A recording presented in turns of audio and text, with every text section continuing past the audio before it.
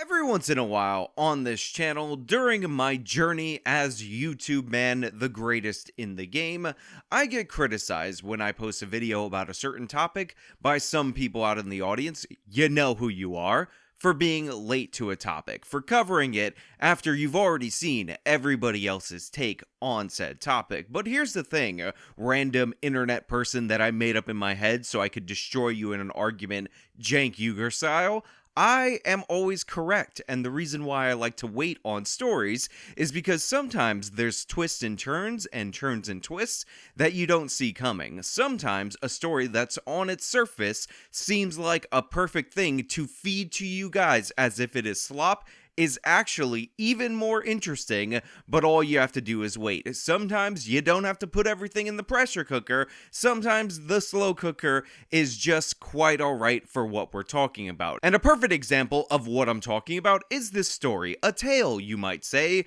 out of the city of San Francisco that initially, on its surface, looked like something that I would immediately jump to cover. It was a story of a former fire commissioner who was attacked brutally by a homeless person, and yet the San Francisco district attorney decided that they were going to consider dropping the charges. This obviously ginned up a bunch of outrage among people who want serious prosecutions of criminality. However, when I was looking through this story that most people just retweeted by looking at the headline, I realized something, that the reason why they were considering maybe, potentially, possibly dropping the charges in this case is because there might be a second criminal. There might be a second shooter behind the JFK assassination, and this case might be the perfect example of what would break this whole thing open and bring down the whole system. And before we get into this amazing tale, I just want to say thank you to everybody who signed up over my website, actualjusticewarrior.com/join.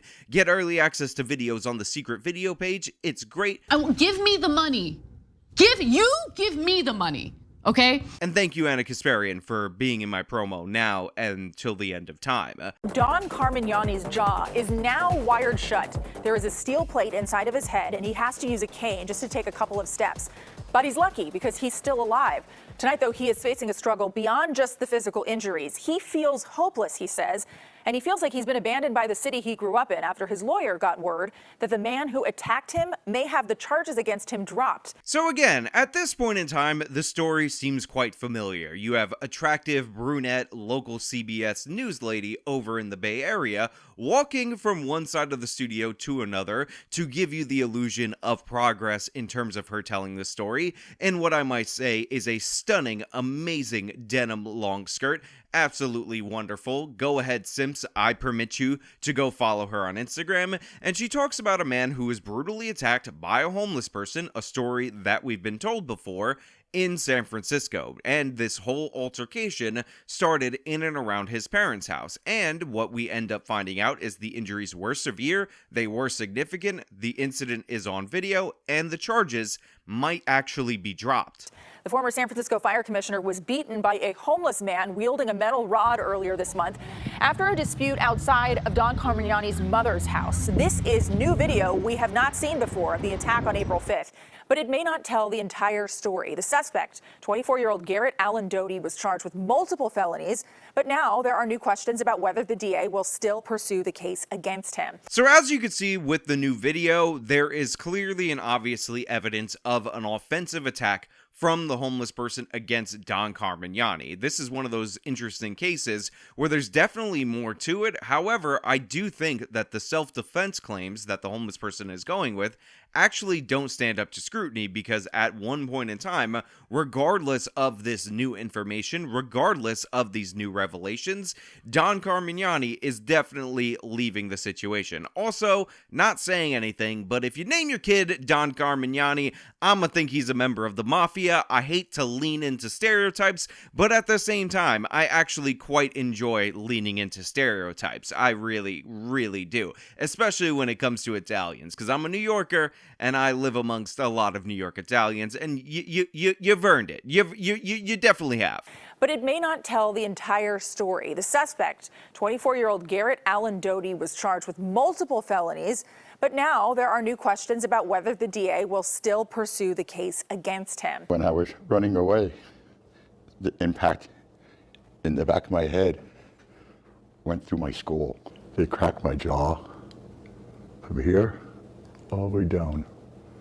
And they put a plate in from here all the way here. Former fire commissioner and longtime resident Don Carmignani spoke through incredible pain, detailing the injuries he sustained from this vicious attack in the marina near Laguna and Magnolia Streets. So I've had to blur out some of the contact of this weapon, but this is one of the reasons why, even though there are new revelations that make this case significantly more interesting, I actually do not agree with the dropping of the charges. There is a such thing as self-defense with a deadly weapon, and sometimes an attacker, which by the way, the district attorney is now trying to make the case that Don Carmignani is an attacker, gets, injured or what they deserve. New video from Don's attorney shows Garrett Doty picking up a metal weapon from a trash can and taking practice swings outside Don's mother's house. Don said Garrett and 2 other homeless people were blocking his mom's front door. However, at a certain point in time, when you see a person repeatedly fleeing a situation, trying to disengage from the encounter, your right to self-defense is diminished. Self-defense is all about fighting off an imminent threat. It's all about using the force that is necessary, or more accurately, that is reasonable, in order to get out of that situation. But after a certain point, when the so-called attacker disengages from the situation, you have to let them go. This homeless person did not let them go, and believe me, I am not happy at all about the prospect of all of the secondary machinations of this case leading to this homeless person being out on the street. As you can see, he goes and grabs a weapon. He picks it up. He's swinging it. He's checking the weapon's effectiveness, and then he attacks the person. This is not self-defense in any way, shape, or form. What this is a premeditated attack, and the history of Don Carmignani, while interesting, should not lead to this person not getting prosecuted, which is what the defense attorney is pushing for. Moments later, video shows a suspect wildly waving the weapon before bashing Don in the head. He later chases Don on Lombard and hits him again, fracturing his skull. I didn't go out there to fight anyone. I'm trying to get him down the road. It's 3-on-1. I know odds. I'm 52 years old. I have 2 hip replacements. I'm an old guy. And I could have been a dead guy. It's why Don said at first he didn't run away and tried his best to defend himself. The suspect was charged with multiple felonies. On Tuesday, Don's attorney said the assistant DA told him the attack on Don was self-defense, and new evidence of prior unprovoked attacks on homeless people believed to have been committed by Don led to the office's decision to dismiss the case. Okay, so that is the twist in the story, that now they're claiming that the homeless person has a cause for self-defense, and part of the reason that they're saying that is because apparently somebody matching the description of Don is actually been going around this area and committing unprovoked attacks against homeless people. And remember, part of what set up this story for the chaos that actually happened was that Don says the entrance to his mother's home was being blocked by homeless people laying down in front of the door. Don says now he may even be prosecuted for discharging pepper spray. If I used the spray as self-defense, I never went after him. I never ran across the street to try to fight him. That was never my goal. Don said he actually misused the pepper spray and sprayed himself during the attack, never hitting the suspect. Don said earlier that day, he and his mom had tried calling 911 multiple times, but the group remained outside, consumed drugs, and harassed neighbors. So he asked them to leave. Now, this is another crucial part of the story. Don had some form of mace and or pepper spray on him at the time, and he claimed that he tried to deploy the pepper spray and or mace at the homeless person, but he was so incompetent in his actions, he ended up spraying himself, thus leaving him to be more vulnerable to the attack. However, the defense for the homeless person and somebody at the district attorney's office is trying to make the case that the pepper spray was actually deployed in an offensive attack, and therefore this is self-defense. Now, I've already explained how the self-defense case makes no sense, but what I also find interesting is that, of course, lack of law enforcement is what brought this situation to a head, regardless of Don Carmignani's actions prior to all the events that you see on the video. It is worth noting that Don said SFPD and the DA's office did not interview him to get his version of the events, Sarah, before telling him that they would be dropping this case. It's just so interesting to hear him say all of that and to know the circumstances. So, Betty, of course, there's another side to this story. We reached out to the public defender's office to see what they had to say about all of this. And they said they actually hadn't heard yet whether the charges against Doty would be officially dropped. Now look, to me, the idea that the prior behavior of Carmignani thus makes this attack somehow justified is a stretch to say the least. However, all was going to be determined when we had the court date and whether or not Don Carmignani was going to show up to testify about the attack against him. And to be clear, even if Carmignani provoked the attack, the idea that you get to go then grab a weapon and then chase him down is not self-defense. The first to talk to former San Francisco Fire Commissioner Don Carmignani about a brutal attack in the Marina District. It has gotten national attention. Now, suspect Garrett Doty, the man accused of beating him, is being released from jail. That's because the prosecution couldn't get Carmignani to show up to court. And unfortunately, what we found out from this same local news reporter, who was wearing a camouflage dress, again, Simpson, my audience, feel free to simp away. I don't approve of it. I will never approve of it. I will look down on you privately. But again, I understand your plight, and I understand that you're just not ready to get over it.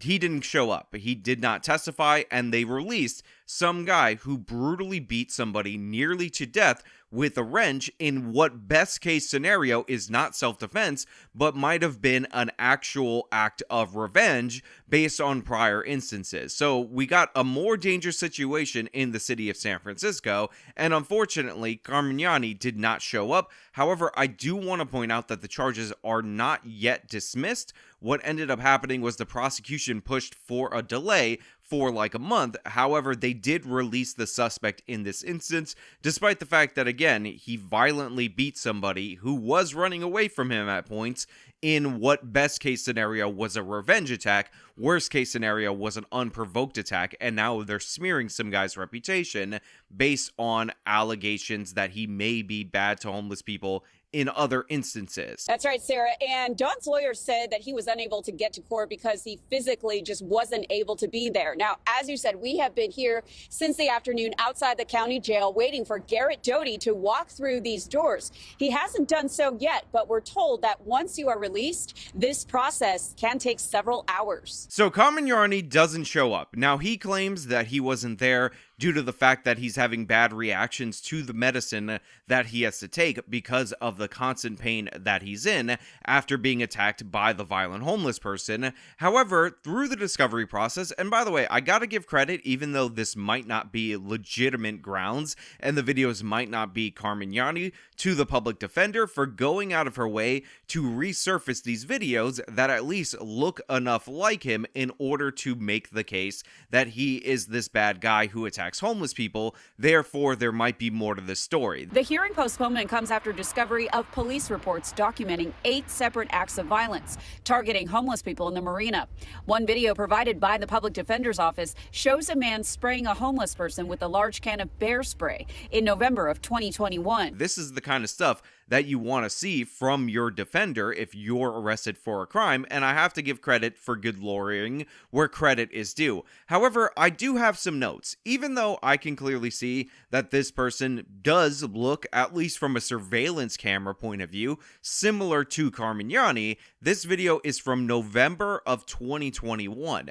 This video is also from the nighttime, and the idea that you're going to find 8 instances going back years of in and around this area, somebody having issues or attacking homeless people. In this case, it was a nasty attack. You're bear macing somebody sleeping on the ground. Therefore, the stuff that we saw in the video, like the guy pulling the wrench out of the garbage can, testing how it swings, and then chasing the person and attacking him, are somehow discounted, is just not the case. What we're actually seeing is the public defender in this case using a distraction tactic, a deflectionary tactic, to essentially make the case that Carmignani will be prosecuted because she's going to try to cross-examine him about this, and if these cases were in fact him, therefore he's at risk, and that way the actual assault that we saw on video does not get prosecuted. So the net overall consequences of this, if Carmignani doesn't show up to court, is that we're going to have a violent homeless person who is willing to beat somebody nearly to death on the street even though best case scenario, he'll do it for revenge rather than an unprovoked instance, and that revenge may or may not be somewhat vaguely justified in the mind of the public defender. Carmignani's attorney released a statement saying Don denies his involvement in any prior attacks. This is just victim blaming, plain and simple. Don was nearly beaten to death. There is no excuse for that. Don did not come to court today for medical reasons and is cooperating with law enforcement. District Attorney Brooke Jenkins says her office has not dismissed the charges against Doty, but Carmignani's testimony is necessary for prosecutors to prove their case. Now, overall, to be fair to Carmignani, he denies being this anti-homeless Batman figure that is going around San Francisco trying to clean up his parents' neighborhood. And for now, I just want to point out that there is not really substantial evidence other than what you're seeing on the camera of somebody vaguely looking like Carmignani pepper spraying people and vaguely looking like as in through the surveillance camera, and that being used as a way to support the case that this guy is behind this. We have heard about 8 additional police reports, but I also want to point out even the similar manner to which both individuals are dressed, as in a dark jacket, some kind of hat, and jeans, isn't really all that proof positive that it's him, because the video that they presented to us is from 2021, couple years ago, and part of the reason why this video is being presented out of all the surveillance videos or all the police reports is because psychologically you're going to be more convinced by it because they're dressed in a similar manner and they're of a similar size. But I do want to point out that the individual with the mace actually looks